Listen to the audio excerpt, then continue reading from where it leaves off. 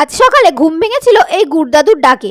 গুড়দাদুর কাছ থেকে প্রতি বছর আমরা গুড় কিনি, এবছরও অন্যথা হয়নি। সকালবেলায় দাদু এসে ডাকতে আমরা ছুটেছিলাম গুড় কিনতে ক্যানকোটো নিয়ে, কারণ ক্যানকোটোর মধ্যে আর কি গুড় নেব।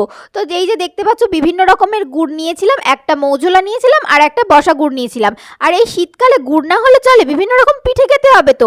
আর আমার ছেলে ছুটছে বারবারই হাত পাততে, কারণ একটু করে গুড় খাবে, ও তো বুঝতে পারছিল না কি জিনিস। কিন্তু লাস্টে হতাশ হয়ে যখন ফিরে আসছে, বিশাখা পিসি ডেকে ওকে একটু গুড় খেতে দিল।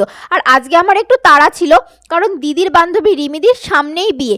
তার অনেক দিন আগে থেকে আমার বলা ছিল আমার কাছে এক্সটেনশন করবে, মানে নেল এক্সটেনশন করবে, সেটা আর কি করতে দিদিদের বাড়ি যাওয়ার ছিল। তো আমি প্রথমেই দিদিদের বাড়ি যাই, গিয়ে দেখে রিমিদি এসে গেছে। আর আমি সেটার আর কি ছোটো করে ভিডিও করে নিই। আর রিমিদির নেল এক্সটেনশনটা আমার না খুব ভালো লেগেছিল। পুরো ভিডিওটা আসছে খুব শিগগিরই, পরের পার্টে দেখতে পাবে। আর এই ভিডিওটা ভালো লাগলে অবশ্যই লাইক, শেয়ার অ্যান্ড সাবস্ক্রাইব করতে একদম ভুলে যাবে না। টাটা।